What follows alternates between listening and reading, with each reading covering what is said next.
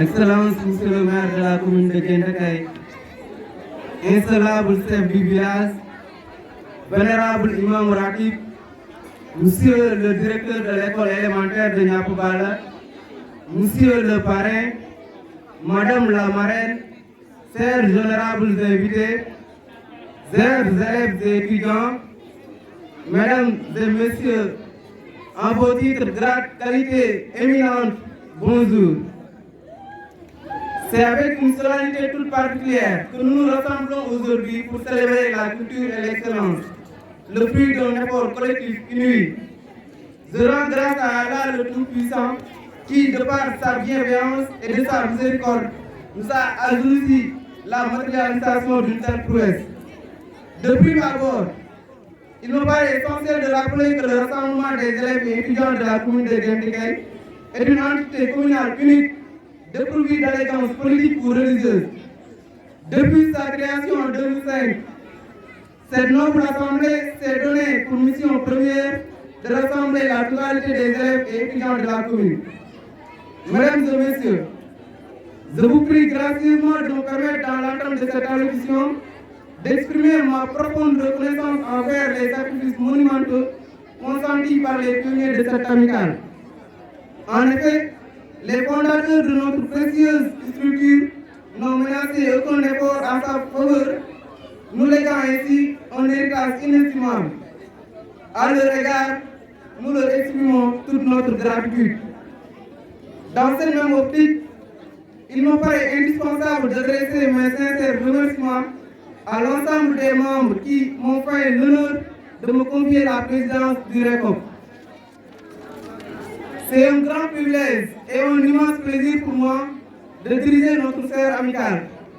Je dois avouer tout de même que c'est une tâche qui comporte son lot de difficultés et de défis. Mais nous la relevons avec ténacité et responsabilité malgré notre limite et nos erreurs.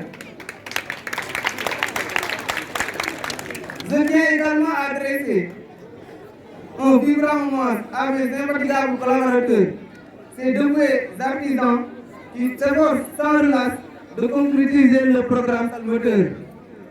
Sans leur précieuse contribution et celle de nos aînés bien sûr, il me serait impossible de répondre pleinement aux attentes de notre organisation.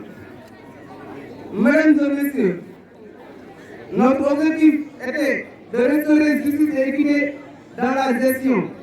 Et aujourd'hui, je suis fier de constater que grâce à l'engagement de chacun, de nombreuses réalisations et innovations ont été accomplies depuis le début de notre mandature.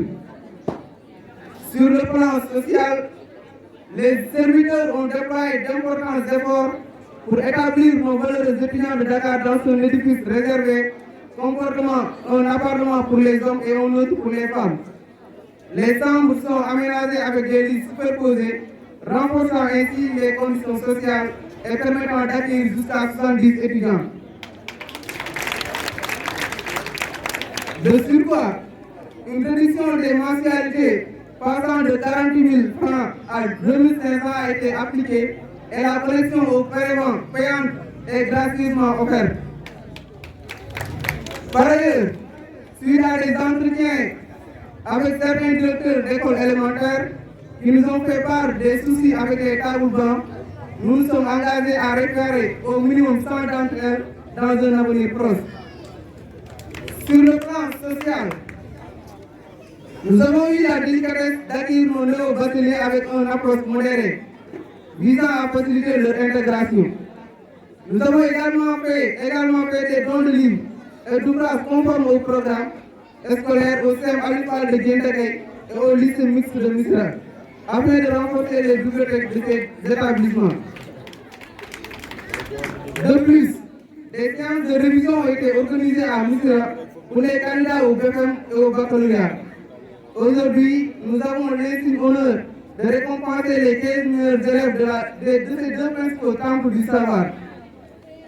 Quant à la question sanitaire et environnementale, des trousses pharmaceutiques complètes sont mises à la disposition dans les logements.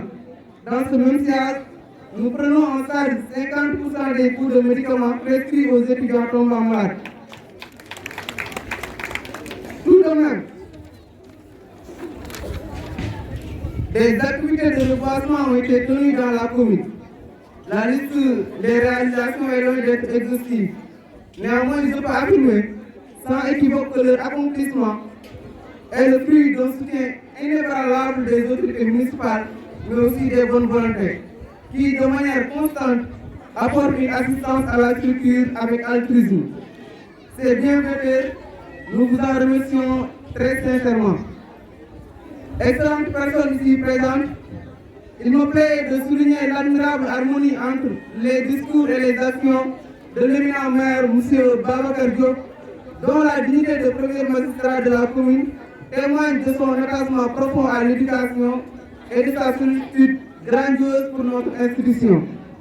Au nom des élèves et étudiants, nous exprimons notre parfaite reconnaissance envers le maire et les conseils municipaux pour la considération toute singulière.